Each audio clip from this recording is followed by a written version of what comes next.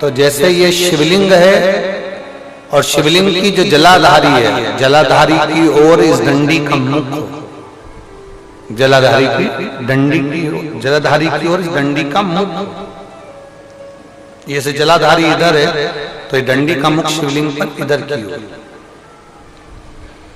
दूध में कुछ मात्रा में मिली हुई शक्कर, कुछ मात्रा।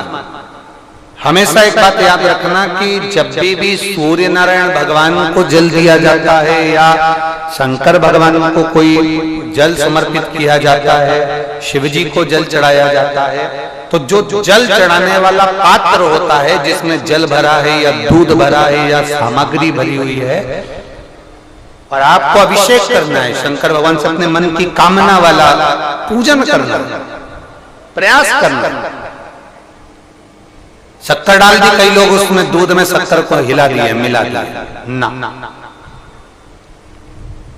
जल भरा, जल में कुछ आ गया, उंगली डालकर निकाल दिया, या कोई पत्ते से या कोई फूल से या कोई सामग्री से निकाल दिया ना।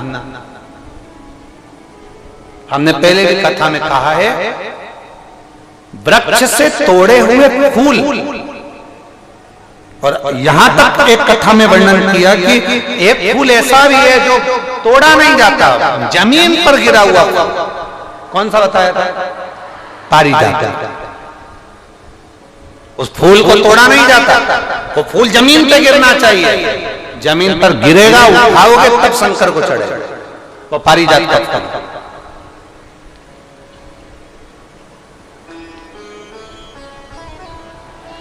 वो पारिजात का पुष्प,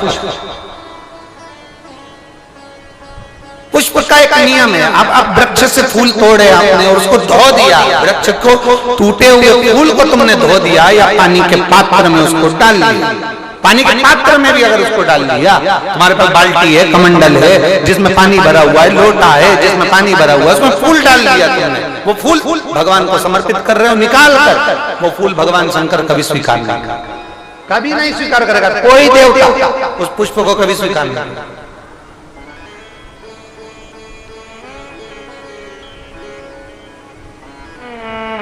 और मैंने तेरे ही बाबा तेरे ही भरोसे, आप विश्वास के साथ उसको भजोगे, उसको विश्वास के साथ रमोगे, वो प्राप्ति होगी। अगर हमने फूल, फिर निवेदन है, दूध चढ़ाने वाले व्यक्ति याद रखना, बहुत कर्जा चूक ही नहीं रहा। आज शिवरात्रि है, 5 शिवरात्रि को आपको ये कर्म करना, 5 शिवरात्रि, 5 के बाद में फिर अपन बात करेंगे। तुम्हारे नगर में जब कथा हो, तुम्हारे आसपास में कथा हो, तब जरूर आना और पत्र लिख कर देना कि 5 शिवरात्रि का उपाय करा था और फल मिला।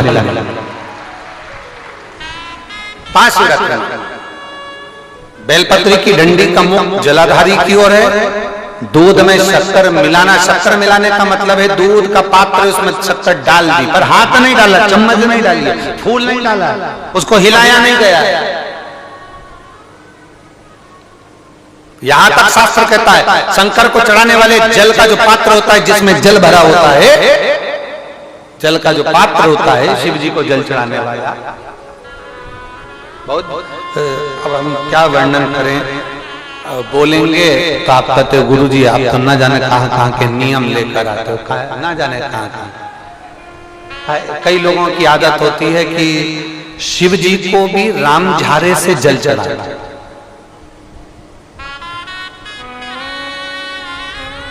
राम झारा देखा है आप लोगों ने?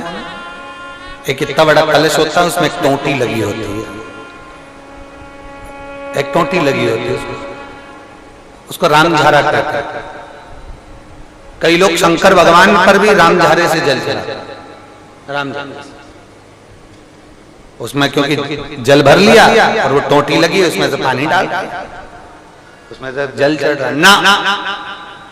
ये जिसने तुमको अकल दी है ना, शंकर भगवान को आप जाओ दूसरी जगह पर चढ़ सकता होगा, मेरे ठाकुर जी को, मेरे राम जी को, मेरे कृष्ण जी को, भवानी माँ को, सबको राम झारे से जल चढ़ा तो चल जाएगा, पर मेरे महादेव को जल राम झारे से नहीं चढ़ता। उसका कारण ये है, आप चढ़ाना है तो श्रृंगी से जल चढ़ा सकते हो,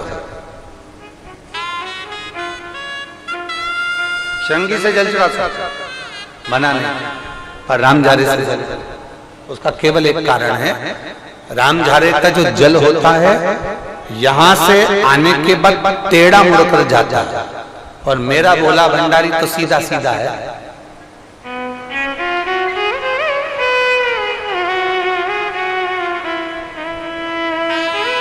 फिर वो भी बहुत घूम फिर के तेरे पास आता है, बहुत घूम फिर, सहजता में भगवान शिव को रिझाने का प्रयास, सरलता में भगवान शंकर को मनाने का प्रयास। सीधा जल का पात्र लिया, बाबा पर डाल, धीरे धीरे डालो, तुम्हारी मर्जी पड़े जैसा डालो, पर आराम से बाबा को समर्पित कर, जैसा जल का पात्र है तुम्हारे। अब कोई कहता गुरुजी भगवान शंकर को जल चढ़ाने के लिए चांदी का लोटा चाहिए, तांबे का लोटा चाहिए, स्टील का लोटा चाहिए, पीतल का लोटा चाहिए, कांसे का लोटा चाहिए, मिट्टी का लोटा चाहिए, कौन सा लोटा चाहिए? शिव पुराण में ये कुछ भी नहीं लिखा। तुम्हारी श्रद्धा, तुम्हारा विश्वास। अभी इससे पहले वाली कथा में हमने कहा था, कई लोगों ने एक नियम बना लिया कि चांदी की बेलपत्र भगवान को चढ़ा। कहीं लिखा है? अगर किसी पुराण में लिखा हो कि चांदी की बेलपत्र चढ़ाना तो हमको जरूर बताना, सोने की बेलपत्र चढ़ाना तो हमको जरूर बताना कि शिव पुराण में एक जगह पर लिखा है कि चांदी की बेलपत्र चढ़ाओ, सोने की बेलपत्र चढ़ाओ। नहीं, शिव पुराण में लिखा है बेलपत्र समर्पित करो, न चांदी न सोना, मेरे भगवान के दिल में निवास करती है ये बेलपत्र के वृक्ष की बेलपत्र, जो शंकर को प्रिय है, जो शिव की प्रियता है, शंकर की आनंदता है जिस बेलपत्र।